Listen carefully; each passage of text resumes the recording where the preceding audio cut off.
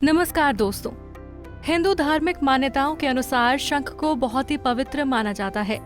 वेद पुराणों की माने तो शंख की उत्पत्ति समुद्र मंथन के दौरान हुई थी। किसी भी धार्मिक कार्य में इसे बजाना बहुत ही शुभ माना जाता है। शंख को बजाने से घर में सुख समृद्धि बनी रहती है। इसीलिए ऐसा कहा जाता है, जहाँ शंख होता है वहाँ महालक्ष्मी और भगवान विष्णु का वास होता है।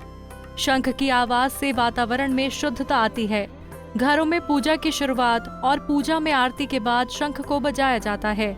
लेकिन आपको बता दें, पूजा में शंख को बजाने को लेकर कई नियम भी हैं।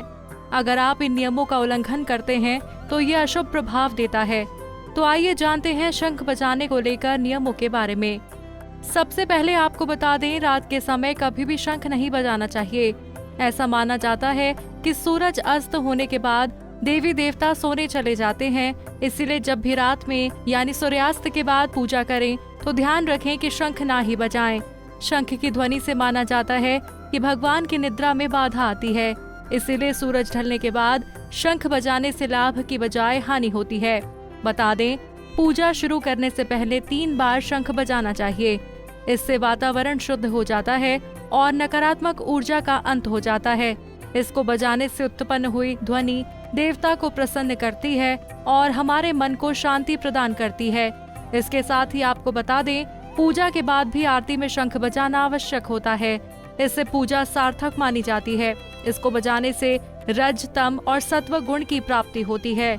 इसीलिए पूजा के अंत में शंख बजाना जरूरी हो जाता है। व्यक्ति को शंख एकाग्रता से ध्यान मग्न होकर बजाना अच्छा रहता है। इसको बजाते समय व्यक्ति की गर्दन ऊपर की ओर होनी जरूरी होती है। इससे माना जाता है कि वो ईश्वर की भक्ति में लीन हो चुका होता है। शंख को बजाने से सांस लेने की गति पर नियंत्रण हो जाता है। सांसों को पूरी तरह से भरने के बाद ही शंख बजाना फलदायी होता है। इससे व्यक्ति सक्षम और नकारात्मक ऊर्जा को नष्ट करता है। शंख बजाते समय इसे बेहद धीरे से आरंभ करना सही होता है। इसे धीरे धीरे क्रमागत रूप से प्रखर ध्वनि में तब्दील करना चाहिए, ताकि शुरू से आखिर तक व्यक्ति की ऊर्जा का क्रम निश्चित रहे। एक बात का ध्यान रखें, शंख को पूजा स्थल में कपड़े में ही लपेट कर रखें। इसके साथ ही शंख को पूजा घर में आसन पर रखना चाहिए। मंदिर में एक से ज्यादा शंख नहीं होने चाहिए। शंख को होली, दिवाली जैसे शुभ मुहूर्त में ही पूजा स्थल में स्थापित किया जाना चाहिए। बता दें, अपना शंख ना तो किसी को इस्तेमाल करने दें और ना ही किसी और का शंख इस्तेमाल करें, क्योंकि किसी का शंख इस्तेमाल करने से हमारी सकारात्मक ऊर्जा चली जाती है। कुंडली टीवी डेस्क से प्रिया शर्मा की रिपोर्ट।